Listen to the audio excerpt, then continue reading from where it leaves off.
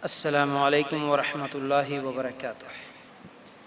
इन्नल हम्दुलिल्लाह नहमदुहु व नस्तईनुहु व नस्तगफिरुह व नु'मिनु बिही व नतवक्कलु अलैहि व नऊज़ु बिल्लाहि मिन शुरूरि अनफुसिना व मिन सय्यिआति अमालिना मन यहदिहिल्लाहु फला मुदिल्ल लहु व मन युद्लिल फला हादिय लहु व अशहदु अल्ला इलाहा इल्लल्लाहु वहदहु ला शरीका लहु व अशहदु अन्न मुहम्मदन अब्दुहु व रसूलुहु अम्मा बाद फ़इन्न खैरल हदीस किताबुल्लाह व खैरल हदी हदी मुहम्मदिन सल्लल्लाहु अलैहि वसल्लम व शर्रल उमूरि मुहदसातुहा व कुल्लु मुहदसतिन बिदअह व कुल्लु बिदअतिन ज़लाला व कुल्लु ज़लालतिन फिन्नार। अल्लाहुम्मा सल्लि अला मुहम्मदिन व अला आलि मुहम्मद कमा सल्लैता अला इब्राहीम व अला आलि इब्राहीम इन्नका हमीदुम मजीद। अल्लाहुम्मा बारिक अला मुहम्मदिन व अला आलि मुहम्मद कमा बारकता अला इब्राहीम व अला आलि इब्राहीम इन्नका हमीदुम मजीद। वक़ाल अल्लाहु तबारक व तआला फ़ी क़ुरआनिल मजीद या अय्युहल्लज़ीना आमनु तक़ुल्लाहा हक़्क़ तुक़ातिही व ला तमूतुन्ना इल्ला व अंतुम मुस्लिमून। रब्बि इश्रह ली सदरी व यस्सिर ली अमरी वहलुल उक़दतम मिन लिसानी यफ़क़हू क़ौली। हर किस्म की तारीफ़, हम्द व सना, किब्रियाई और बड़ाई उस अल्लाह रब्बुल इज़्ज़त के लिए हैं जो तमाम जहानों का पालने वाला रब है, और इसी तरह उसके आखिरी नबी मुहम्मदुर रसूलुल्लाह सल्लल्लाहु अलैहि वसल्लम पर बेशुमार दुरूद व सलाम। हम्द व सना के बाद आज हम लोग जिस उन्वान के तहत कुरान और सुन्नत की रोशनी में कुछ बातें सुनने वाले हैं वो उन्वान है इब्राहीम अलैहिस्सलाम एक दाई। तो इब्राहीम अलैहिस्सलाम के ताल्लुक से बहुत सारी तकारीर में सुनते हैं, हर साल सुनते हैं, जहाँ भी इज्तिमात होते हैं तो इब्राहीम अलैहिस्सलाम की ज़िंदगी के ताल्लुक से बहुत सारी बातें, बहुत सारे वाक़यात अल्हम्दुलिल्लाह हम लोगों को सुनने को मिलते हैं। इसी तरह यही इब्राहीम अलैहिस्सलाम की ज़िंदगी से जहाँ बहुत सारे हम लोगों के लिए नसीहतें हैं, तो वहाँ पर इब्राहीम अलैहिस्सलाम की ज़िंदगी से एक दाई कैसे हो, एक दावत दीन का काम करने वाला कैसे करे, इसके ताल्लुक से भी बहुत सारी हम लोगों के लिए नसीहतें मिलती हैं, रहनुमाई मिलती है। अल्लाह के लिए गौर करना, इब्राहीम अलैहिस्सलाम की ज़िंदगी के ताल्लुक से इससे पहले ही मेरे क्योंकि बहुत सारे लेक्चर्स यूट्यूब पे ऑलरेडी है, उनकी ज़िंदगी से मिलने वाली नसीहतें हैं, और इब्राहीम अलैहिस्सलाम की ज़िंदगी से औलाद की तरबियत कैसे करना ये भी है, कुर्बानी के मसाइल भी है। इसलिए आज मैंने सोचा कि एक दावत दीन का काम करने वाले एक दाई के लिए इब्राहीम अलैहिस्सलाम की ज़िंदगी से क्या नसीहत मिलती है, ये हम लोगों को आज इंशाल्लाह समझने की ज़रूरत है।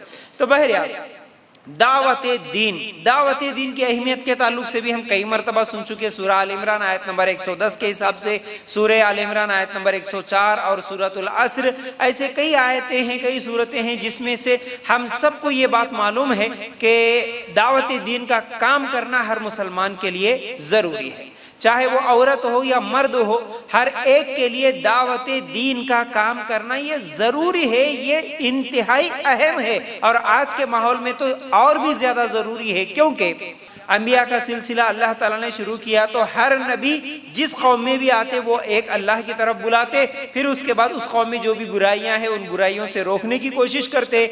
हर नबी का ये काम था कि वो जहन्नम की आग से बचाकर इंसानियत को जन्नत की तरफ बुलाएं, ये हर नबी का काम था।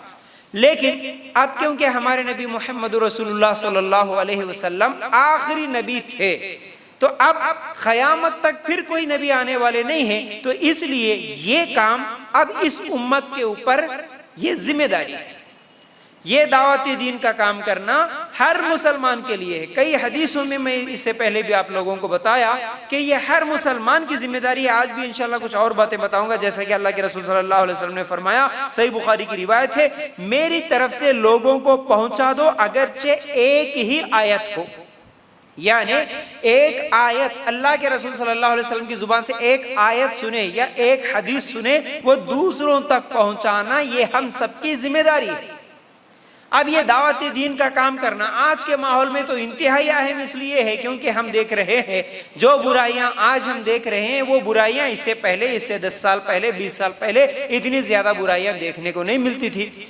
चाहे शिर्क के मामले में देखें, अकायद के मामले में देखें, तो लोग अकीदे बिगड़े हुए हैं, मुसलमानों के भी बिगड़े हुए हैं, गैर मुस्लिम तो पूरे शिर्क और क्या है कुफ्र में मुलव्विस है। फिर इसी तरह अखलाकियात अगर देखेंगे तो मुसलमानों के भी अखलाक बिगड़ रहे, नौजवानों के खास तौर से और ज़्यादा अखलाक बिगड़ते चले जा रहे, और गैर मुस्लिमों में तो है ही है, बड़े बड़े क्या है अखलाक की बिगड़ की वजह से बड़े बड़े जराइम हो रहे हैं।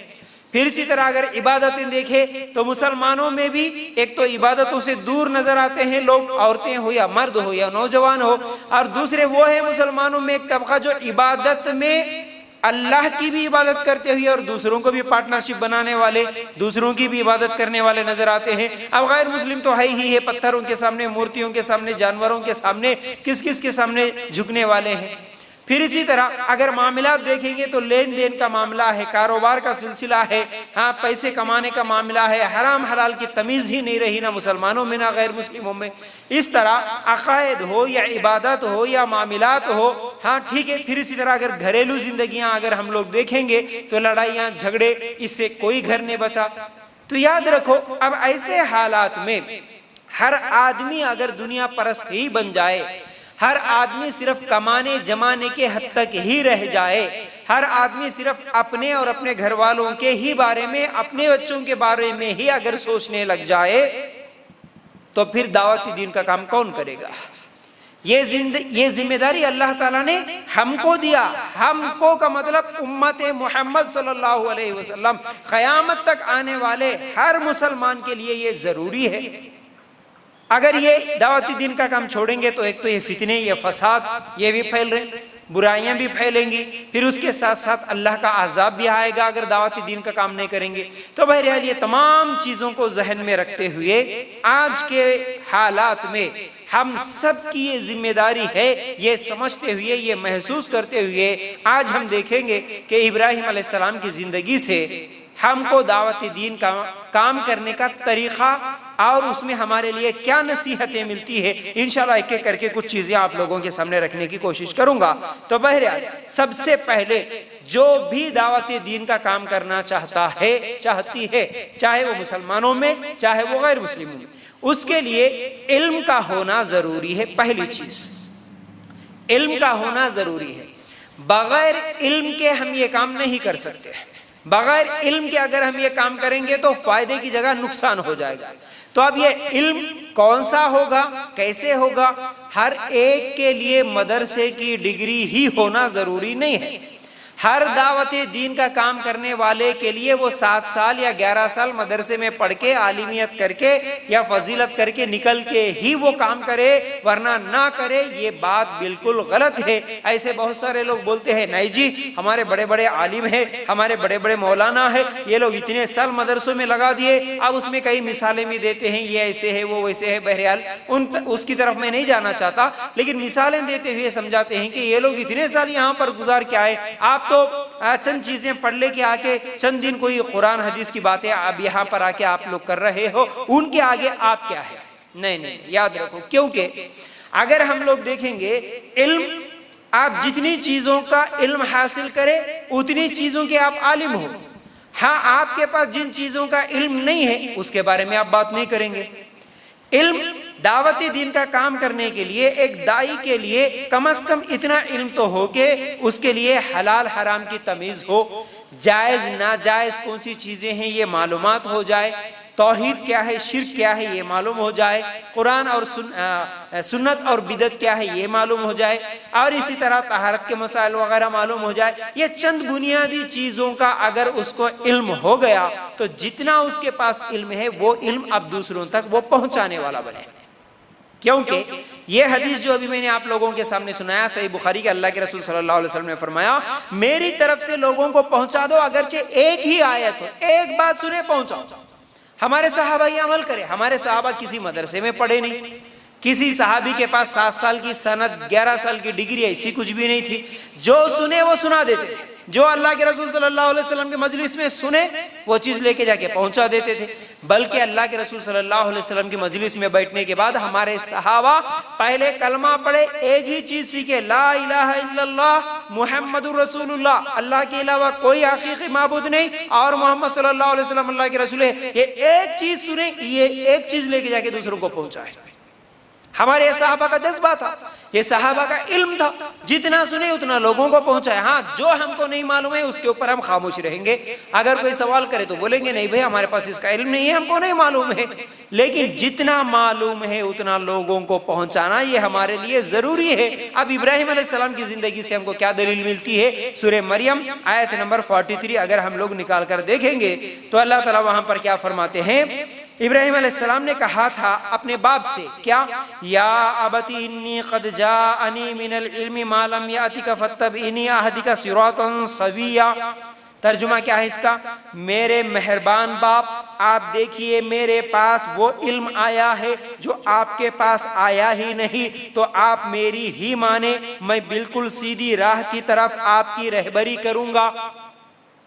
यहाँ पर इब्राहिम अलैहिस्सलाम अपने बाप को दावत दे रहे, वो बाप जो बुतों को तराशता था, मूर्ति पूजा करता था, अल्लाह के अलावा बुतों के सामने झुकता था, शिर्क करता था। ऐसे मुशरिक बाप के सामने इब्राहिम अलैहिस्सलाम समझाते हुए कहते हैं, अय अब्बा जान, अय मेरे अब्बा, अच्छे अखलाक के साथ। ठीक है, क्या कहते हैं कि देखो अय मेरे अब्बा जान, आप देखिए मेरे पास वो इल्म आया है जो आपके पास नहीं आया। आज भी हमारे घरों में हमारे बड़े यही बोलते ना कि नहीं ये हम बड़े हैं, हम पहले से करते हुए आ रहे, हमको नहीं मालूम क्या, तुमको मालूम क्या। हाँ, यहाँ से दलील मिली। इब्राहिम अलैहिस्सलाम भी अपने बाप से कहते हैं कि आप उम्र में बड़े होंगे, आप पहले से कर रहे होंगे, आपके खानदान आपके बाप दादा कर रहे होंगे, लेकिन मेरे पास जो इल्म आया वो आपके पास नहीं है। हम भी हमारे अपने खानदान में, अपने घर में, अपने बड़ों में जब भी दावत देंगे तो ये बोलेंगे कि जब भी वो लोग ये बोलेंगे कि हम बड़े हैं, हम पहले से कर रहे, तो मेरे पास जो इल्म आया थोड़ा ही सही, लेकिन क्या वो आपके पास आया?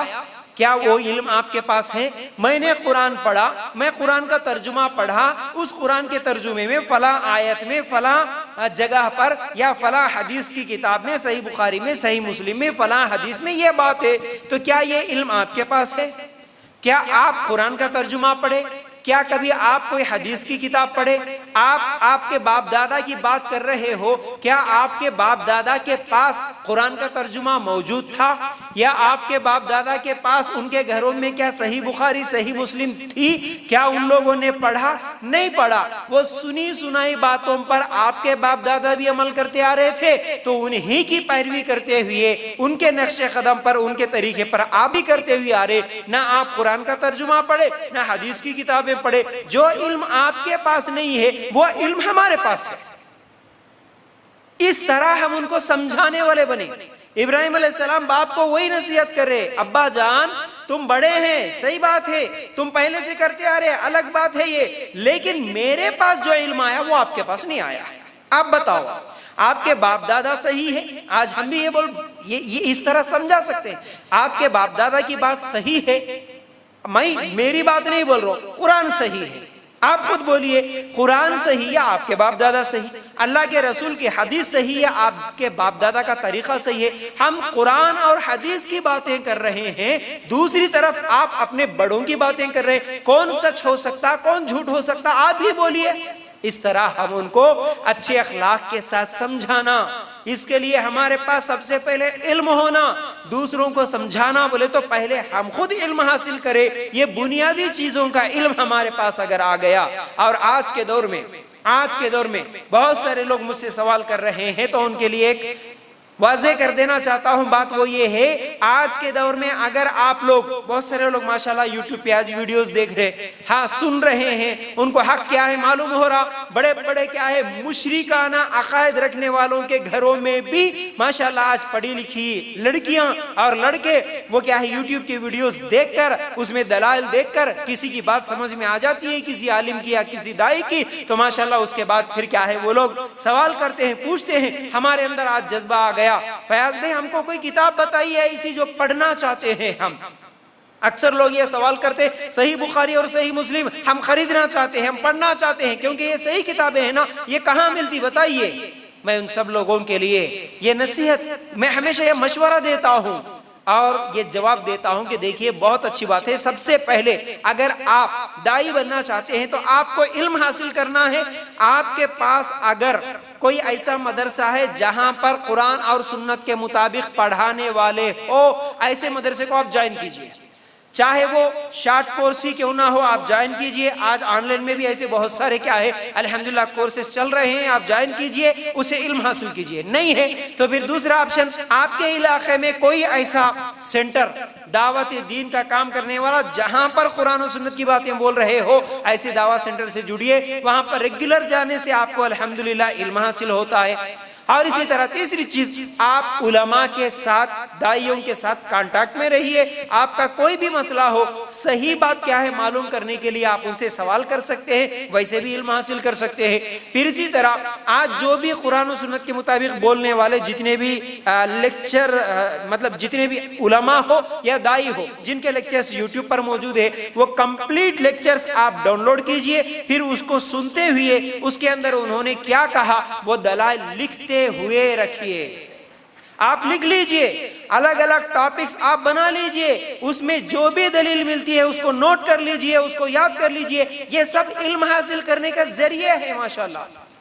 इसी तरह क्या है, बहुत सारे लोग व्हाट्सएप ग्रुप्स चलाते हैं जहां पर क्विज कंपटीशन वगैरह होता है जो सिर्फ और सिर्फ कुरान और सुन्नत के मुताबिक चलता है। आप ऐसे ग्रुप्स को भी ज्वाइन कर सकते हैं। फिर इसी तरह क्या है, इल्म अगर हासिल करना है, आप किताबें पढ़ना चाहते हैं, तो मेरा मशवरा और मेरी अपनी जिंदगी का तजुर्बा यह है कि सबसे पहले अहसनुल बयान कुरान का तर्जुमा हिंदी जुबान में भी मिल जाता, इंग्लिश शायद क्या है उर्दू में भी मिल जाता, इंग्लिश में है या नहीं है पता नहीं। बहरहाल सबसे पहले आसान तरीका यह है कि आप अहसनुल बयान खरीद लीजिए, तेलुगु जुबान में भी मिल जाता है।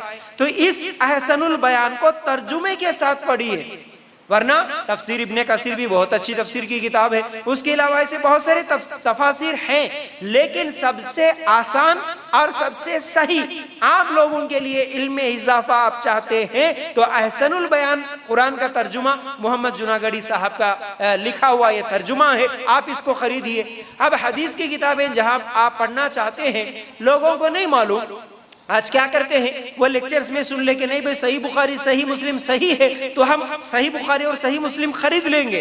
देखिए ये जज्बा आपका अच्छा है, आप खरीद सकते हैं, कोई गुनाह नहीं, पढ़ सकते हैं, बहुत अच्छी बात है। लेकिन मेरा मशवरा ये है कि आप सही बुखारी सही मुस्लिम पढ़ने से पहले आप इकबाल कीलानी साहब का पूरा सेट मिलता है, उसको एक मरतबा आप खरीद लीजिए। 29-30 किताबें हैं। फिर उसके अलावा रियादुस सालिहीन है, आप ये खरीद सकते हैं। उसके अलावा इमरान लाहौरी साहब की भी पूरा उनका भी एक क्या है सेट मिलता है, तौहीद का, कयामत का, जन्नत का, जहन्नम का, तहारत का, माशाल्लाह जैसे इकबाल किलानी साहब का सेट है, इसी तरह उनका भी पूरा सेट है। तो वो किताबें अगर अवेलेबल है आपके पास तो वो पढ़िए, क्योंकि जब आप ये किताबें पढ़ेंगे तो उसके बाद आपको सही बुखारी और सही मुस्लिम पढ़ना आसान होगा। वरना लोग नहीं मालूम है सही बुखारी सही मुस्लिम कैसी है, ले तो लेते हैं लेकिन बाद में उसको पढ़ते नहीं, बाद में उसको पढ़ते नहीं, उठा के रख देते हैं, क्योंकि वो थोड़ा सा पढ़ने में दिक्कत होती है, 8 जिल्दों में होती है तो उसको पढ़ना मुश्किल समझते हैं, उसको लेके जाके फिर रख देते हैं। ऐसा ना हो, उससे पहले ये छोटी छोटी किताबें पहले पढ़ ले। इसमें अल्हम्दुलिल्लाह हर चीज की दलील मिलती है, कुरान की आयत की भी दलील नंबर के साथ, फिर इसी तरह हदीस की भी हर दलील, सही है तो सही, ज़ईफ है तो ज़ईफ, माशाल्लाह पूरी तरीके के साथ ये किताबें मिलती है। तो पहले ये किताबें पढ़ ले, माशाल्लाह इतनी किताबें अगर पहले आप लोग पढ़ लेंगे, उसके बाद आप, मैं समझता हूं कि अल्हम्दुलिल्लाह आप बहुत अच्छे तरीके से दावती दीन का काम कर सकते हैं। आप बयानात भी कर सकते हैं, तकरीर भी कर सकते हैं, इज्तिमात भी कर सकते हैं, आपस में आपके रिश्तेदारों को, घर वालों को, सबको समझा सकते हैं इंशाअल्लाह। ये जो मैंने तरीका बताया इल्म हासिल करने का, तो ऐसे आप इल्म हासिल करके लोगों के सामने एक बेहतरीन तरीके से अच्छे अंदाज में लोगों को समझाने वाले बनेंगे, अच्छे दाई बनेंगे इंशाअल्लाह। तो बहरहाल तो हम लोगों को क्या मालूम हुआ, इब्राहिम अलैहिस्सलाम की जिंदगी से सबसे पहला सबक, जिंदगी से नहीं बल्कि उनके जिंदगी का एक हिस्सा दावते दीन का काम, एक दाई के लिए इल्म हासिल करना जरूरी है। ठीक है। वरना इल्म नहीं होने की वजह से हमारे घरों में अक्सर मामलात में हमारे दादियां, हमारे नानियां, हमारे खालाएं, फूफियां, ये जो बड़े लोग होते हैं उनके आगे हर आदमी अपना सर झुका लेता है। हाँ भाई, हमारे फूफी नाराज हो जाएंगे और क्या है, हमारे खाला नाराज हो जाएंगे, भले वो गलत है, भले वो शिर्क है। अच्छी अच्छी लड़कियों को मैंने देखा तौहीद मालूम होने के बाद भी, सीखने के बाद भी, शादी के बाद मजबूर हो जाती है, अपने गले में या अपने बच्चों के गलों में तावीजें लटकाने पर मजबूर हो जाती है, क्योंकि ये ससुराल चले गए, अब हमारा क्या चलता। नहीं नहीं, ऐसे नहीं हो सकता। याद रखो, उनको समझाना है, उनको बताना है इल्म की रोशनी में, राइट। ये पहली चीज मालूम। अब दूसरी चीज, इब्राहिम अलैहिस्सलाम की जिंदगी से जो हम लोगों को एक दावत दीन का काम करने वाले के लिए, एक दाई के लिए जो दूसरी नसीहत मिलती है वो ये है, अमल करना। अमल, दाई पहले इल्म हासिल करेगा, अब दाई का दूसरा काम वो खुद अमल करने वाला बनेगा। दलील सूरह बकरा आयत नंबर 131, सूरह सफ आयत नंबर 2। ये दो चीजें निकालकर आप ये दो आयतें निकालकर देखेंगे। यहाँ पर अल्लाह ताला क्या फरमाते हैं, सूरह बकरा आयत नंबर 131 131 में अल्लाह ताला फरमाते हैं, इज़ क़ाला रब्बुहु अस्लिम, इज़ क़ाला लहू रब्बुहु अस्लिम क़ाला अस्लमतु लिरब्बिल आलमीन। जब कभी भी इन्हें इनके रब ने कहा फरमाबरदार हो जा, यानी इब्राहिम अलैहिस्सलाम को जब कभी भी अल्लाह ताला ने कहा कि फरमाबरदार हो जा, इन्होंने कहा मैंने रब्बुल आलमीन की फरमाबरदारी की। अस्लिम, इस्लाम, मुस्लिम। इस्लाम क्या है? यहां पर इब्राहिम अलैहिस्सलाम को अल्लाह ताला ने कहा अस्लिम, आए इब्राहिम अस्लिम, यानी फरमाबरदार हो जा, मुसलमान बन जा। इस्लाम का मतलब ही फरमाबरदारी है। मैं फरमाबरदार बन जाऊं, अपने आप को, अपने तमाम ख्वाहिशात को कुचल के अल्लाह के हवाले कर देना, खुशी से अल्लाह का हुक्म मान लेना, फरमा बरदारी इसी को कहते हैं। अब अल्लाह ताला ने हुक्म दिया नमाज पढ़ो, पढ़ लेंगे, रोजा रखो, रख लेंगे, कुर्बानी दो, कुर्बानी देंगे, नेकी का हुक्म दो, नेकी का हुक्म देंगे, पर्दा करो, औरतों के लिए पर्दा करेंगे, सूद से बचो, सूद से बचेंगे, झूठ मत बोलो, झूठ से बचेंगे। इस तरह इब्राहिम अलैहिस्सलाम को जब भी अल्लाह ताला ने कहा कि अस्लिम, फरमा बरदार बन जा, अमल कर ले, इब्राहिम अलैहिस्सलाम ने कहा कि ऐ अल्लाह ठीक है, कभी नाफरमानी नहीं, कभी मनमानी नहीं, कभी अपनी मर्जी नहीं, अल्लाह तूने जो हुक्म दिया उसके मुताबिक अमल करूंगा अल्लाह, बस अस्लिम में फरमा बरदार होगा। तो मुस्लिम इसे कहते हैं कि जो फरमा बरदारी करने वाला है उसी को मुस्लिम कहते हैं। तो एक दाई भी दावती दीन का शौक रखने वाला, दावती दीन का तड़प रखने वाला, जज्बा रखने वाला, जो भी अल्लाह का हुक्म आया उसके मुताबिक अमल करने वाला बने। वरना बहुत सारे लोगों को हम देखते हैं बड़ी बड़ी तकरीरें करते हैं, अच्छी अच्छी बातें बोलते हैं, आप जाके देखो उनकी मीटिंगों में, शायद आप लोग जाते होंगे, बहुत सारी इज्तिमात में जाते हैं, आप देखते हैं अमल से खाली होते हैं, अमल से खाली जिंदगियां होती हैं। सिर्फ इज्तिमात में जाना शौक के लिए, जिस ग्रुप के साथ चाहे उस ग्रुप के साथ मिल जाना, उसमें जाने से एक खुशी महसूस कर लेना, एक एंटरटेनमेंट समझना, या नहीं भाई उसमें जाने से एक सवाब मिल जाता समझ लेना, इस तरह, या फिर नाम के लिए या रियाकारी के लिए, दिखावे के लिए चले जाना। अगर जिंदगियां देखेंगे तो फजर की नमाज में उठने वाला एक भी नहीं, रातों को पूरी इज्तिमात अटेंड करते हैं, सुबह एक आदमी भी उठ के, एक औरत भी उठ के फजर की नमाज पढ़ने वाली नहीं। ऐसे इज्तिमा बोलने वालों के इज्तिमात में जाने का क्या फायदा? जिसकी जिंदगी में अमल नहीं, उसकी बातों में तासीर भी नहीं याद रखो। खुद अमल नहीं करते तो दूसरों को क्या बोलेंगे आप? खुद फजर की नमाज नहीं पढ़ते तो कौन से मुंह से आप बोलेंगे कि फजर की नमाज पढ़ो? खुद हरामकारियों से नहीं बचते, लोगों को कैसे बोलेंगे कि हरामकारी से बचो? खुद का अपना पर्दा सही नहीं है, दूसरों के सामने जाके आप पर्दे की कैसी बात कर सकते हैं? याद रखो, ऐसे लोग जो आम तौर पर हर गली में, हर मोहल्ले में मशहूर, बल्कि मस्जिदों में भी मिंबरों पे ठहर के खुतबात देने वाले, मस्जिदों में ठहर के क्या है बड़े बड़े तकरीर करने वाले, उनकी अपनी जिंदगियां देखो तो फिर नमाजों से खाली, फजर की नमाज नहीं होती, झूठ बोलते हैं, धोखा देते हैं, हराम तरीके से माल खा लेते हैं, सूदी कारोबार में लेन देन होता है, घरों में जाए तो लड़ाइयाँ झगड़ों में गंदी जुबान इस्तेमाल करते हैं। अल्लाह के लिए गौर करना, ऐसे लोगों की चाहे वो बड़ी बड़ी तंजीमें क्यों ना हो, मशहूर क्या है तंजीमें क्यों ना हो, मशहूर जमातें बड़ी बड़ी जमातें क्यों ना हो, अल्लाह के लिए जिसमें अमल ना हो ऐसे लोगों के पास जाने का कोई फायदा नहीं होता। अल्लाह के लिए इस बात को समझिए, इस बात को समझिए। और जिस जमात की, जिस तंजीम के खुद के अकायद बिगड़े हुए हो, खुद के आमाल बिगड़े हुए हो, खुद का अमल सुन्नत के मुताबिक ना हो, कुरान के मुताबिक ना हो, आप उनके पास जाके बयानात सुनते हुए खुश होते हो कि हम फलां से जुड़े हुए हैं, बिल्कुल गलत बात है। याद रखो, इसका ना आपको सवाब मिलेगा ना आपको इसका कोई फायदा होगा।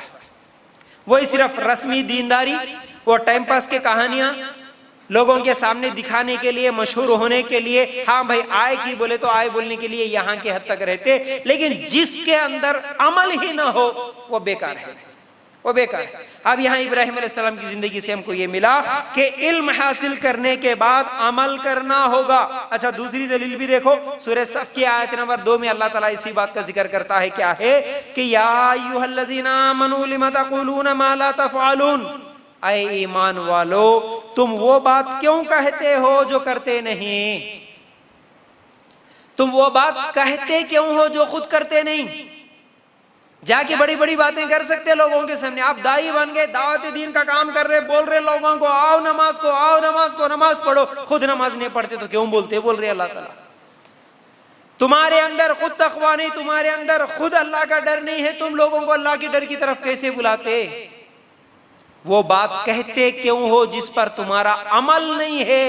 याद रखो, अल्लाह के रसूल सल्लल्लाहु अलैहि वसल्लम ने फरमाया, सही बुखारी की रिवायत, मेराज की रात अल्लाह के रसूल सल्लल्लाहु अलैहि वसल्लम ने देखा कुछ लोगों की अंतड़ियां बाहर गिरी हुई हैं, अपनी अंतड़ियों को हाथों में पकड़कर जहन्नम में वो घूम रहे हैं, चीखते चिल्लाते हुए घूम रहे। अल्लाह के रसूल सल्लल्लाहु अलैहि वसल्लम ने इस अजाब को देखा, जिब्राइल अलैहिस्सलाम से पूछा, ऐ जिब्राइल ये कौन है, इसको ये जो अजाब दिया जा रहा है, पेट से अंतड़ियां निकली हुई और उन अंतड़ियों को पकड़ के वो जहन्नम में घूम रहा है। अल्लाह के रसूल सल्लल्लाहु अलैहि वसल्लम को जवाब मिला कि ये वो लोग हैं जो दुनिया में बड़ी बड़ी बातें करते थे लेकिन अमल नहीं करते थे। जिंदगी में अमल नहीं था। मैं यहाँ ठहर के बोल रहा हूँ, बड़ी बड़ी बातें बोल सकता हूं, लेकिन मेरी पर्सनल लाइफ कैसी है अगर देखने वालों को तो नहीं दिखता, लेकिन अपनी जिंदगी में मैं बुराइयां करूंगा, लोगों को तो नहीं दिख रहा, सुनने वालों को नहीं दिख रहा, लेकिन मेरे रब को मालूम है। ये डर जिसके अंदर हो कि मेरा रब देख रहा है, मैं यहाँ पर ठहर के बड़ी बड़ी बातें करूं और खुद मेरी अपनी जिंदगी में अमल ना हो, जिस पर मैं खुद अमल नहीं करता वो बातें मैं अगर लोगों को बताऊं, क़यामत के दिन ये सजा होगी जहन्नम में। ये सजा होगी कि जहन्नम में अंतड़ियां बाहर निकली हुई है और घूमते हुए फिरेगा। तो बहरहाल इस चीज को भी क्या है जहन में रख लेने की जरूरत है। अब तीसरी चीज, इब्राहिम अलैहिस्सलाम एक दाई है तो दाई के लिए नसीहतें क्या है।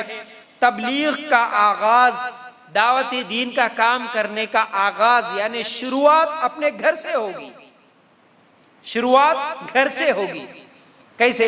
दलील देखो, सूरह मरियम आयत नंबर 41, 42, 43, 45। अगर ये आप ये 41, 42, 43, 44 अगर देखेंगे सूरह मरियम की, अल्लाह ताला क्या फरमाते हैं, वज़कुर फिल किताबी इब्राहीम इन्नहु काना सिद्दीक़न नबिय्या इज़ क़ाल लि अबीही या अबति लिमा तअबुदु मा ला यस्मउ वला युबसिरु वला युग़नी अन्का शैआ। तर्जुमा क्या है? इस किताब में इब्राहिम अलैहिस्सलाम का किस्सा बयान कर, बेशक वो बड़ी सच्चाई वाले पैगंबर थे, जबकि इन्होंने अपने बाप से कहा कि अब्बा जान आप इनकी पूजा पाठ क्यों कर रहे हैं जो ना सुने न देखे न आपको कुछ भी फायदा पहुंचा सके। उसके बाद वाली आयत, या अबती इन्नी क़द जाअनी मिनल इल्मि मा लम यातिका फत्तबिनी अहदिका सिरातन सविया। मेरे मेहरबान बाप, आप देखिए मेरे पास वो इल्म आया जो आपके पास आया ही नहीं, तो आप मेरी ही माने, मैं बिल्कुल सीधी राह की तरफ आपकी रहबरी करूंगा। या अबती ला ताबुदिश शैतान इन्नश शैतान काना लिर्रहमानि असिया। ऐ मेरे अब्बा जान, आप शैतान की परस्तिश से बाज आ जाए, शैतान तो रहमो करम वाले अल्लाह ताला का बड़ा ही नाफरमान है। देखिए अब इन आयतों से हम लोगों को जो बात मालूम हुई फिर उसके बाद 45 नंबर की आयत में 45 में अल्लाह ताला क्या फरमाते हैं, या अबती इन्नी अखाफु अन यमस्सका अज़ाबुम मिनर रहमानी फतकूना लिशैतानी वलिया, फतकूना लिशैतानी वलिया। क्या है इसका तर्जुमा? अब्बा जान मुझे खौफ लगा हुआ है कि कहीं आप पर कोई अज़ाब इलाही ना आ पड़े कि आप शैतान के साथी बन जाए। अब ये 5 आयतों में इब्राहिम अलैहिस्सलाम अपने बाप को समझा रहे हैं।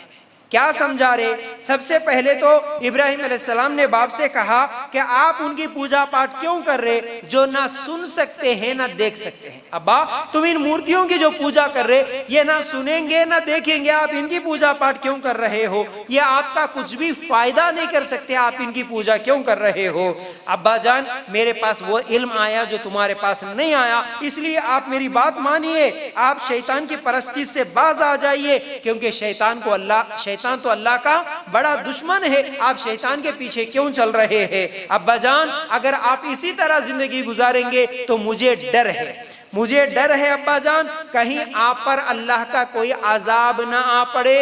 आप अगर इसी शिर्क की हालत में मर जाएंगे तो अल्लाह का अजाब आ जाएगा, आप शैतान के दोस्त बन जाएंगे। अब्बा जान आप इस तरह मत करो।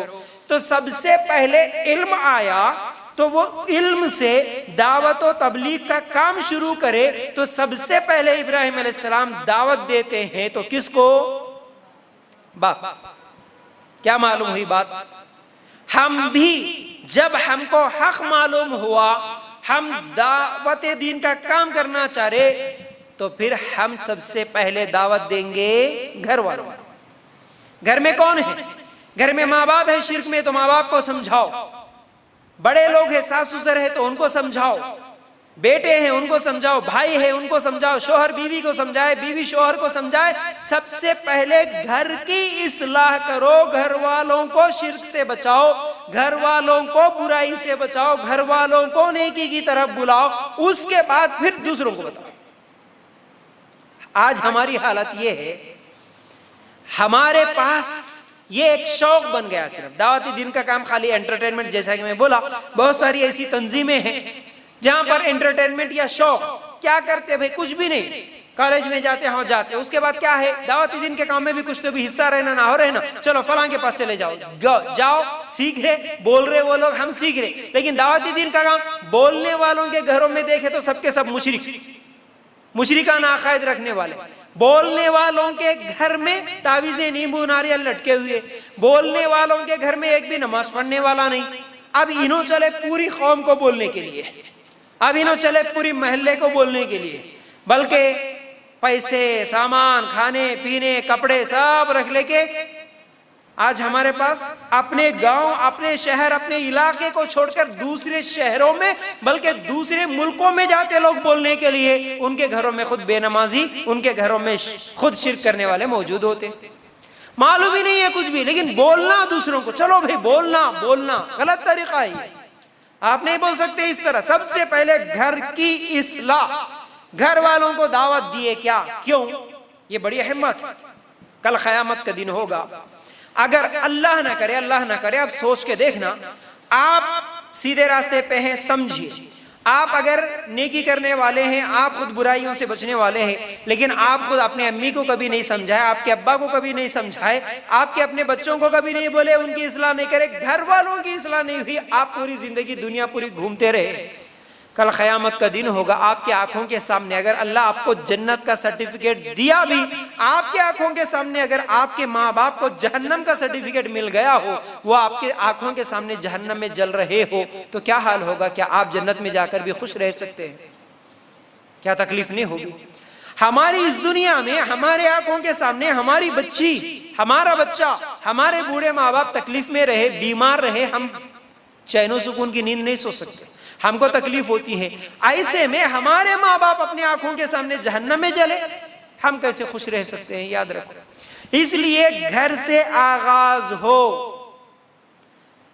और बोलने वाले का भी आप जरूर तहकीक कर लेना, वो कौन बोलने वाला, जैसा कि आप एक एक करके सुनते आ रहे, बोलने वाला खुद अमल करने वाला है या नहीं है, ये देखिए। बोलने वाले के पास इल्म है या नहीं है ये देखिए। पहली चीज तो इल्म है, बोल आप सुनने के लिए चले। आज हमारी कौम कैसी है, कोई भी बोल रहा बोले तो चले गए, कोई भी बोल रहा तो चले गए, उन्हों भी बोल रहे ना, इन्हों भी बोल रहे ना, इन्हों भी अच्छी बात बोल रहे ना। अरे बात सुनने में सबकी अच्छी लगती है भाई, लेकिन इल्म की रोशनी में कुरान और सुन्नत के दलाइल के साथ कौन बोल रहा है, ये पहली चीज। उसके बाद क्या वो बोलने वाला सिर्फ लोगों के सामने बोलते हुए मशहूर हो रहा है, या उसके घर में भी कभी बोला या नहीं बोला, उसके घर में खुद आज तक मुशरिकाना अकायद है, तावीज नींबू नारियल गंडों में वो पड़ा हुआ है, घर वाले खुद बुराइयों में मौजूद है, और वो अकेला खाली दिखावे के लिए बाहर निकला, आप उसकी बातें सुन रहे हैं। तो याद रखो, ये दावती दिन के काम में ये एक एक करके आप लोगों को सोचना होगा, खुद इस पर अमल करना होगा। तो बहरहाल ये तमाम चीजें क्या है। तीसरी चीज हम लोगों को क्या समझ में आई कि हम दावत व तबलीग का काम सबसे पहले घर से शुरू करें, घर से शुरू करें। फिर उसके बाद चौथी चीज ये है कि अब घर में दावत दिए, अब अपनी बिरादरी और अपने इलाके में दावत देना। अब ये दूसरा स्टेप है आपका। घर में दावत का काम हुआ, उसके बाद अपने आसपास के लोग, अपने खानदान के लोग और अपने इलाके में दावती दीन का काम करना। दलील सूरह अंबिया आयत नंबर 51, 52, 53, 54 अगर इस तरह आप निकाल कर देखेंगे, अल्लाह ताला क्या फरमाते हैं, इज़ क़ाल लि अबीही व क़ौमिही मा हाज़िही तमासीलुल्लती अंतुम लहा आकिफून क़ालू वजदना आबाअना लहा आबिदीन कालू वजदना आबाना लहा आबिदीन काला लक़द कुंतुम अंतुम व आबाउकुम फी ज़लालिम मुबीन। अगर आप लोग ये आयतों का तर्जुमा देखेंगे, अल्लाह ताला क्या फरमाते हैं यहाँ पर, जबकि उसने अपने बाप से और अपनी कौम से कहा, कौन, इब्राहिम अलैहिस्सलाम ने। पहले क्या हुआ, घर में दावत हुई बाप से। अब अल्लाह ताला यहाँ पर इब्राहिम अलैहिस्सलाम के दावती दीन का तरीका समझा रहे। उसने अपने बाप से कहा और अपनी कौम से कहा कि ये मूर्तियां जिनकी तुम मुजावर बने बैठे हो ये क्या है। देखिए कौम को समझा रहे। सब ने जवाब दिया कि हमने अपने बाप दादा को इन्हीं की इबादत करते हुए पाया है। जवाब यही आया, क्या है ये मूर्तियां, क्यों पूजा कर रही है हमारे को नहीं मालूम। ये फायदा देते, नुकसान करते, ये औलाद देते, ये हकीकत में इनके पास कोई ताकत है, ये मुर्दे हैं या ये जिंदा है या ये हमारी सुनते हैं, ये क्या है हमको नहीं मालूम। क्यों तुम इनकी पूजा कर रहे, क्योंकि हमारे बाप दादा सच करते आ रहे हैं। ये मुशरिकों का जवाब उस जमाने में भी और आज के मुशरिक भी यही जवाब देते हैं, हमारे बाप दादा ऐसे ही करते आ रहे भाई, इसलिए हम कर रहे हैं। अब उसके बाद देखिए इब्राहिम अलैहिस्सलाम क्या कहते हैं कि आपने फरमाया, फिर तो तुम और तुम्हारे बाप दादा सभी यकीनन खुली गुमराही में मुब्तिला है। सबके सब क्या है, तुम खुली गुमराही में है, क्योंकि आप इल्म हासिल नहीं करे, सिर्फ देखा देखी में पूजा कर रहे, इबादतें कर रहे। तो क्या समझ में आई इससे, घर में दावत व तबलीग के बाद अपने खानदान वालों को इसी तरीके से दावत देना, अच्छी अखलाक के साथ उनको समझाना, इल्म की रोशनी में होगा। फिर उसके बाद अब दावती दिन का काम करने में पांचवी चीज इब्राहिम अलैहिस्सलाम की जिंदगी से जो हम लोगों को सबक मिलता है वो ये है कि हम लोग जब भी बात करेंगे, एक तो अक्ली दलाइल से भी तबलीग करेंगे, इल्म के साथ साथ अक्ली दलाइल में। कैसे, अब यहाँ पर ये भी दलील सुन लो, सूरह अनाम आयत नंबर 76, 78, 77, 78 अगर आप निकाल कर देखेंगे, यहाँ पर इब्राहिम अलैहिस्सलाम अपनी कौम को समझा रहे हैं। क्या समझा रहे, सुनिए। फलम्मा जन्ना अलैहिल लैलु रआ कौकबन क़ाल हाज़ा रब्बी फलम्मा अफ़ला क़ाल ला उहिब्बुल आफ़िलीन फलम्मा रअल क़मर बाज़िग़न क़ाल हाज़ा रब्बी फलम्मा अफ़ला क़ाल लइन लम यहदिनी रब्बी लअकूनन्ना मिनल क़ौमिज़ ज़ालिमीन। देखो तर्जुमा क्या है, फिर जब रात की तारीकी इन पर छा गई तो इन्होंने एक सितारे को देखा तो आपने फरमाया ये मेरा रब है, मगर जब वो गुरूब हो गया तो आपने फरमाया मैं गुरूब हो जाने वालों से मोहब्बत नहीं करता।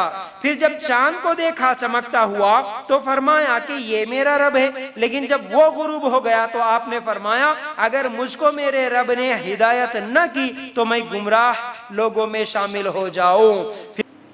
अखली दलाइल अब इब्राहिम अलैहिस्सलाम दिए। देखो अपने कौम के पास गए और एक दिन शाम में देखे रात को आसमान में सितारा नजर आया, सबके सामने बोले कि देखो ये है असल में सितारा, ये मेरा रब है। खाली उनको समझाने के लिए बोले। जब वो गुरूब हो गया, सुबह होते ही वो नजर नहीं आया आसमान पे, बोले कि ये जो गुरूब होने वाला खत्म होने वाला है ये माबूद कैसे हो सकता। दूसरे दिन थोड़ा चांद को देखे, बोले कि ये मेरा रब है। वो चांद भी सुबह हुआ तो वो भी नहीं नजर आया, तो ये रब नहीं हो सकता। फिर दिन में कौम वालों के सामने जाके बोले देखो ये तो सूरज है, ये तो उन दोनों से बड़ा है, ये है हकीकी माबूद, ये है सबसे बड़ा। लेकिन जब वो शाम को वो भी गुरूब हो गया तो बोले कि गुरूब होने वाला रब नहीं हो सकता, माबूद नहीं हो सकता। जो गुरूब हो जाता है वो माबूद नहीं हो सकता, तो जो मर जाता है वो माबूद कैसे हो सकता। इब्राहिम अलैहिस्सलाम की जिंदगी से हमें नसीहत मिली कि देखो हम जैसा कि आयतल कुर्सी में भी कई हमारे लिए मिसालें हैं।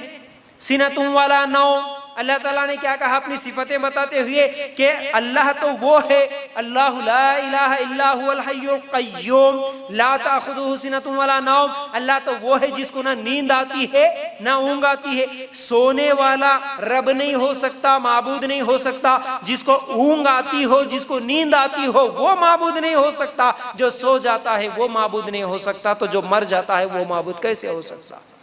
अक्ली दलाइल देना चाहे तो बहुत सारी चीजें हैं। तो याद रखो, इस तरह हम लोग जब भी अपने कौम वालों को, जब भी रिश्तेदारों को, जब भी घर वालों को समझाएंगे, कुरान हदीस भी हमारे साथ हो, उसके साथ साथ अक्ली दलाइल भी हम सोच के रखे। वरना हमारी कौम एक तो पूरी की पूरी सिर्फ अक्ली दलाइल पर ही चलती है। आप सुनते हैं बहुत सारे यूट्यूब पर लेक्चर्स, वो बयान करता है सिर्फ अक्ली दलाइल बोलते हुए चले जाता। कभी बिरयानी की बात करता, कभी चाय की बात करता, कभी डॉक्टर की मिसाल देता, कभी आसमान की मिसाल देता, पता नहीं किस किस की मिसालें देते हुए सिर्फ दलाइल, अक्ली दलाइल देते हुए लोगों को गुमराह करते हुए चले जाते हैं। और कुछ लोग होते हैं जो अल्हम्दुलिल्लाह सही दलाइल देते हैं कुरान और सुन्नत के, लेकिन ऐसी दलील देते हैं जो अपना पढ़ा हुआ इल्म उन लोगों के सामने जाहिर करते हैं, लेकिन समझने वाला सामने उतना ज्यादा इल्म वाला, उतना ज्यादा पढ़ा लिखा नहीं है। पूरा बयान सुन के इन्हों क्या बोले जी बोलते हैं।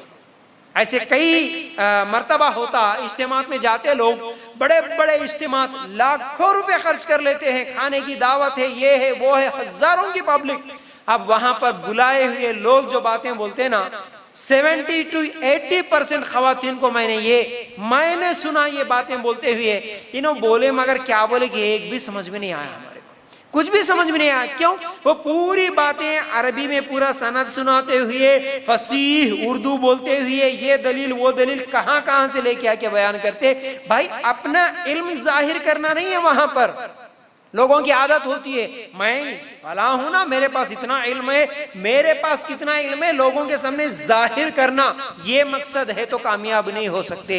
लोगों को तुम्हारा इल्म बताना नहीं, लोगों को दीन की तरफ बुलाना, लोगों की इस्लाह करना, लोगों को अल्लाह के करीब करना। वो करीब करने के लिए आपको जैसी जुबान इस्तेमाल करना पड़े वैसी जुबान इस्तेमाल करो। आपको जिस तरह अक्ली दलाइल से समझाना पड़े तो अक्ली दलाइल दो, आपके पास कुरान और हदीस की दलाइल की जरूरत पड़े तो वो दो।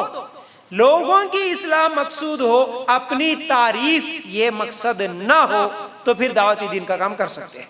ठीक है, यहाँ पर इब्राहिम अलैहिस्सलाम एक तो इल्म की बात भी करे, फिर उसके बाद अक्ली दलाइल से भी समझाए कौम को। अच्छा, उसके बाद ये 5 चीजें समझने के बाद 6वीं चीज इब्राहिम अलैहिस्सलाम की जिंदगी से जो हम लोगों को नसीहत मिलती है वो ये है, अगर कभी किसी से बहस करना पड़े, अगर किसी से कभी बहस हो जाए, मुनाजरे की शक्ल में बातचीत होने लगे, तो अब वहां पर क्या करना? वहां पर जिद पे नहीं आना, लड़ाई झगड़ा नहीं करना, अपनी बात मनवा के ही छोड़ेंगे, ये बात नहीं बोलना, और इसको जाती दुश्मनी नहीं बनाना। आपका वो पड़ोसी है, आपके वो रिश्तेदार हैं, आप समझा रहे, नहीं समझ रहा, जिद पे आ गया, आप भी जिद पे आ गए, वो कुछ गलत बात बोला, आप भी गुस्से में कुछ गलत बात बोले, आप अब उसको मैं मना के छोड़ता हूं यहाँ से, जब तक इसको छोड़ूंगा नहीं, पकड़ के रखे। बात बढ़ते बढ़ते लड़ाई झगड़े तक आ गई है, दुश्मन बन गया है, ऐसा काम नहीं करना। आपका काम था समझाए, कुरान की दलील दिए, हदीस की दलील दिए, अकली दलील दिए, समझा, अच्छी बात है, नहीं समझा ठीक है भाई, अस्सलाम वालेकुम, हमारी तुम्हारी दोस्ती जैसे की वैसे कायम रहेगी, रिश्तेदारी कायम रहेगी। अब बात समझ में नहीं आई, शायद अभी 4 साल के बाद समझ में आती होंगी, 6 महीने के बाद समझ में आती होंगी, पहली बार को नहीं समझ में आया, 2-3 महीने के बाद समझ में आती होंगी बात। अल्लाह के लिए गौर करना। ये तमाम चीजें इतनी अहम है, इन तमाम चीजों को मैंने भी अपनी जिंदगी में आजमा के देखा। मेरे अपने जितने भी दोस्त थे, जितने नौजवानों को मैंने समझाया, उनमें से कई लोग ऐसे थे जो मुझे जान से मारने की धमकी तक देते थे, मेरा नाम सुनना तक पसंद नहीं करते थे। बल्कि जब मैं पहली मर्तबा उनको दावत दिया तो 2 महीने तक, एक हमारे दोस्त ऐसे 2 महीने तक पलट के मुझे देखना भी पसंद नहीं करे। 2 महीने के बाद फिर आए वो, थोड़ी बहुत तहकीक करके। अब हम उनको क्या करना, ढील देना है, थोड़ा सा वक्त देना, समझने के लिए मौका देना। हमारे पास क्या होता, नहीं मिल गया, इन्हें पकड़ लो, पूरी बात इसको यहीं पर समझा के रख देंगे, 2-4 मिलके उसको जलील करके रख देते। ऐसा नहीं होना, यह गलत तरीका है। समझाओ, बार बार समझाओ, मौका दो, लेकिन दुश्मन मत बनाओ उसे। अल्लाह के लिए गौर करना। तो अब इसके लिए दलील क्या है, सूरह बकरा आयत नंबर 258। यहां पर इब्राहिम अलैहिस्सलाम के ताल्लुक से क्या आया, अलम तरा इलल्लज़ी हाज्जा इब्राहीम फी रब्बिही अन अताहुल्लाहुल मुल्क। देखिए इस आयत का तर्जुमा आप लोगों के सामने रख रहा हूं, सूरह बकरा आयत नंबर 258। क्या तूने उसे नहीं देखा जो सल्तनत पाकर इब्राहिम अलैहिस्सलाम से उसके रब के बारे में झगड़ता रहा। जब इब्राहिम अलैहिस्सलाम ने कहा मेरा रब तो वो है जो जलाता और मारता है, वो कहने लगा मैं भी जलाता और मारता हूँ। यहाँ पर इब्राहिम अलैहिस्सलाम का असल में क्या हुआ, एक मर्तबा एक बादशाह के साथ मुनाजरा हुआ, समझिए बातचीत हुई, उसको दावत दे रहे थे, समझा रहे थे। अब वो झगड़ा करने लगा। अब वो बादशाह जब झगड़ा करने लगा तो इब्राहिम अलैहिस्सलाम क्या बोले वहां पर, कि इब्राहिम अलैहिस्सलाम ने कहा कि मेरा रब तो वो है जो जलाता है और मारता है। मतलब ये है कि जलाना और मारना, मौत देना, ये मेरे रब की सिफत है। वो पूछा कि तेरा रब कौन, तू किसकी तरफ बुला रहा, तो मेरा रब तो वो है जो मारता है, मौत देता है। इब्राहिम अलैहिस्सलाम उसके सामने ये बात रखे, तो जवाब में वो क्या बोला, कहने लगा मैं भी जलाता और मैं भी मारता हूं। ये कौन सी रब की सिफत होगी तेरी, जला बादशाह हूं मैं, जिसको फांसी की सजा है उसको अभी दे दूं, जिसको जलाना है अभी जला दूं, या जिसको फांसी की सजा देना है उसको मैं छोड़ दूं, जिंदगी देना मौत देना मेरे हाथ में भी है, बोल के उसने जवाब दिया। अब ये बहस कर रहा, देखो यहाँ पर एक मुनाजरा हुआ। तो अब इब्राहिम अलैहिस्सलाम ने उससे फिर एक अकली दलील दी। क्या कहा, इब्राहिम अलैहिस्सलाम ने कहा कि अल्लाह ताला सूरज को मशरिक की तरफ से ले आता है, तू उसे मगरिब की जानिब से लेके आ। तू बोल रहा ना मैं भी रब हूं, मैं भी तेरे रब की तरह जलाता, जिंदगी देता और मारता हूं, तो मेरा रब वो है जो मशरिक की तरफ सूरज से निकालता। अगर तेरे पास ताकत है या तेरे माबूदों की पास ताकत है तो उस सूरज को मशरिक से नहीं मगरिब से निकाल के दिखा। अब यहां पर बहस करे इब्राहिम अलैहिस्सलाम, मुनाजरा करे, लेकिन लड़ाई झगड़ा नहीं, अकली दलील से उसको समझाने की कोशिश करे। तो याद रखो, इस तरह हम लोगों को भी क्या है, जब भी कभी अगर मुनाजरा या बहस हो रही हो तो लड़ाई बढ़ने नहीं देना, झगड़े की नौबत नहीं आने देना। इस वक्त वो जिद में है, हम जिद में नहीं आना, हम सब्र कर लेना, ठीक है, कोई बात, ठीक है। अब समझ में नहीं आई बात, बाद में समझ में आ जाएगी। वहां पर बात को खत्म करने की हम लोग कोशिश करना चाहिए, ठीक है। आज बहुत सारे लोग ये बोलते हैं कि नहीं तुम हक पे है या फिर हम हक पे है, ये मालूम होना बोले तो हमारे एक आलिम को लेके आते, तुम्हारे एक आलिम को लेके आओ, लेके आके दोनों मिलके बैठो, तुम दोनों मिलके लड़ो, हम दोनों यहाँ पर बैठ के सुनते, तुम दोनों में कौन जीतता हम समझ लेते वही हक है। ये बात बिल्कुल गलत है। याद रखो, जब 2 आदमी या 2 मसलक वाले, 2 जमात वाले एक जगह जमा हो जाएंगे या 2 मजहब वाले एक जगह जमाए होंगे, कोई ये नहीं चाहता कि मैं 4 आदमियों के सामने हार जाऊं, कोई नहीं ये चाहता। अपनी अना का मसला होता वहां पर, वो गलत भी हो तब भी उसे मनाने की कोशिश करता, जब वो मानता नहीं तो लड़ाई झगड़ा करता है, मारपीट होती है कई जगह। ऐसे जगह पर हम कभी ये नहीं सोचना कि तुम लड़ो, तुम मुनाजरा करो। एक कुछ दिन पहले एक लड़की भी मैसेज करती है, वो किसी आलिम के साथ उसकी बहस हो गई, तो उसने पूछा कि क्या फयाज भाई आप किसी आलिम से बात कर सकते, क्या हमारे पास एक आलिम साहब है, वो पता नहीं अजीब बातें कर रहे, आपका नंबर देंगे हम, क्या आप उनके साथ बात कर सकते हैं। नहीं, मैं कहा कि मैं नहीं बात करूंगा। मैं बात नहीं करूंगा भाई, मैं फोन पे इस तरह बात करूं, एक मसला नहीं, एक सवाल नहीं, एक जवाब नहीं रहता, वो लंबे घंटे घंटे गुजर जाते हैं। बल्कि ऐसे हम करके देखे, जब भी हम नया नया क्या है इस्लाम को, सही इस्लाम को समझे थे, जज्बा था, हम लोग भी यही समझे कि हमारे पास दलाइल है भाई, हम किसी से भी बात कर सकते, ये सोच के जाके बात करें।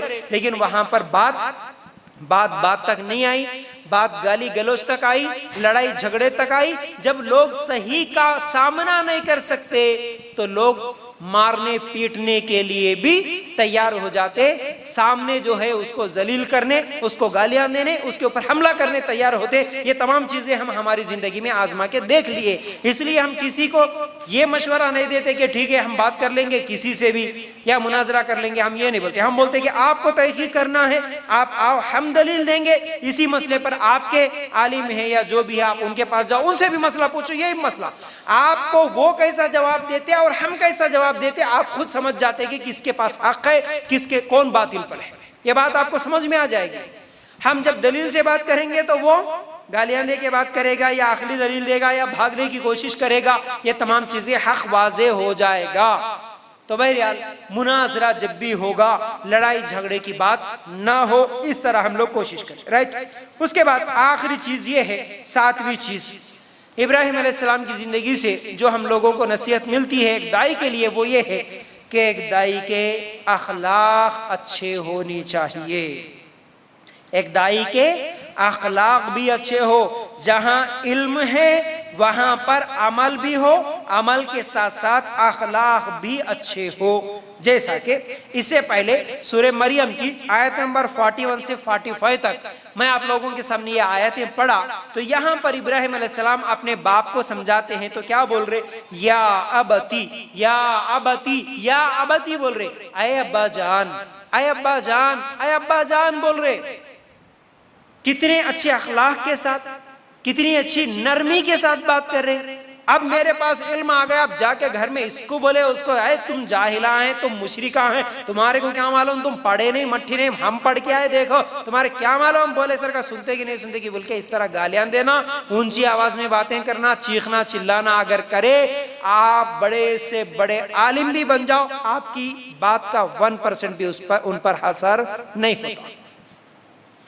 ये बहुत बड़ी गलती करते हैं आज जितने भी दाई या जितने भी दीन का काम करने का जज्बा रखने वाले, बहुत बड़ी गलती करते हैं। जैसे ही चंद चीजों का इल्म उनके पास आ गया, अपने आप को बड़े से बड़े पता नहीं आलिम समझते या जन्नती समझते, क्या समझते, जाके हर एक को गालियां दे देना, हर एक से बुरी बातें करना।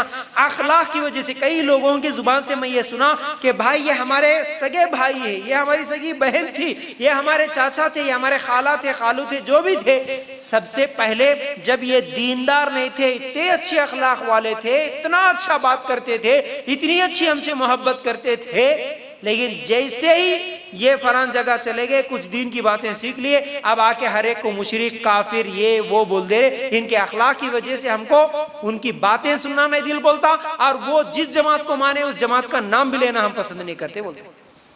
अखलाक की बिगाड़ बहुत बड़ा नुकसान कर देती है, याद रखो, आपके तमाम नेकियों पर पानी फेर देती है। भले आपके माँ बाप इस वक्त पहली बार, दूसरी बार, तीसरी बार आपकी बात नहीं मान रहे होंगे, नहीं समझ रहे होंगे, आपके शोहर या आपकी बीवी या जो भी है, इस वक्त आपके दोस्त, आपकी सहेली एक बार दो बार में नहीं समझे होंगे, लेकिन अगर नहीं समझे बोल के आप उनके साथ बदअखलाकी से पेश आएंगे ना, तो फिर ये बदअखलाकी जिंदगी भर के लिए आपकी पूरी मेहनतों पर पानी फेर देती है। इसलिए बदअखलाकी ना हो, अच्छे अखलाक के साथ। भले जिससे आप बात कर रहे हैं वो आपको कुछ गुस्सा भी कर दे, आपको सब्र कर लेना चाहिए। वो गालियां भी दे दे, सब्र कर लेना चाहिए। वो गुस्से से बात करें, हम मुस्कुरा के बात करें, इसके बहुत अच्छे नताइज होते हैं। अल्लाह के रसूल सल्लल्लाहु अलैहि वसल्लम की पूरी जिंदगी, पूरी सीरत हमारे सामने है, सहाबा की पूरी जिंदगी हमारे सामने है। जान के दुश्मन अल्लाह के रसूल के सामने आया, लेकिन अल्लाह के रसूल सल्लल्लाहु अलैहि वसल्लम के अच्छे अखलाक उसके दुश्मनी को खत्म करके जिगरी दोस्त बनाने के लिए, अल्लाह के रसूल की जान निकालने की नीयत से आने वाला, अल्लाह के रसूल के लिए जान देने वाला बन के चले गया। क्यों? सिर्फ और सिर्फ अखलाक की वजह से। आप ये अपनी जिंदगी में भी आजमा के देख लेना, अखलाक जो काम करती है ना, वो आपके बोल भी काम नहीं कर सकते हैं। आपकी बात भी वो काम, आपके अखलाक से लोग मुतासिर होंगे, आपके करीब आएंगे लोग आपके अखलाक की वजह से। चाहे आप शादीशुदा हो, चाहे आप गैर शादीशुदा हो, आप अपने सहेलियों को समझाना चाह रहे, आपके ससुराल वालों को समझाना चाह रहे, आप अखलाक अगर अच्छे पेश करेंगे ना, वो आपके गुलाम बन जाएंगे, आपके बगैर अब उनका दिल नहीं करता। जब आप उनको अपने ग्रिप में ले लेंगे, इतनी अच्छी अखलाक वाली बच्ची माशाल्लाह, इसको सब बात करना चाहता है, इससे तो बात करने का दिल चाहता है, इसकी बातें सुनने का दिल चाहता है, ये बड़ी अच्छी बातें बोलती है, बड़ी मीठी बातें बोलती है। इस तरह जब उनके जहनों में बात बैठ जाएंगी ना, तो फिर उसके बाद आप जो भी बोलो वो मान लेंगे इंशाअल्लाह, जो बोलो वो मान लेंगे। पहले उनको आपके अखलाक से करीब कर लो, आप उनका दिल जीत लो, उसके बाद फिर काम करो, इंशाअल्लाह इसका असर होगा। ऐसे अल्हम्दुलिल्लाह हम भी हमारे इन 10 साल की जिंदगी में कई ऐसे वाक़यात हमारे सामने भी पेश आए, लड़ने की नीयत से आए, सो मेरे सामने कई ऐसे थे माशाअल्लाह, वो हमारे अभी जान जिगरी दोस्त बन गए। अच्छे अखलाक से पेश आए तो लोग क्या है बात मान लेते हैं, समझ जाते हैं बात। तो बहरहाल ये 7 चीजें थी जो आज इब्राहिम अलैहिस्सलाम की ज़िंदगी से एक दावत दीन के काम करने वाले के लिए जो नसीहतें मिलती है वो आप लोगों के सामने मैंने रखा। उम्मीद करता हूँ बातें समझ में आगे होंगी। अल्लाह ताला से दुआ है कि अल्लाह हमें कहने सुनने से ज़्यादा अमल करने की तौफीक अता फरमाए। अल्लाह हम सबको इस दुनिया में भी और आखिरत में भी कामयाबी नसीब करे। अल्लाह ताला एक बेहतरीन दाई की तरह ज़िंदगी भर दावत दीन का काम करने की हम सबको तौफीक अता फरमाए। आमीन या रब्बल आलमीन। अस्सलामु अलैकुम व रहमतुल्लाहि व बरकातुहू।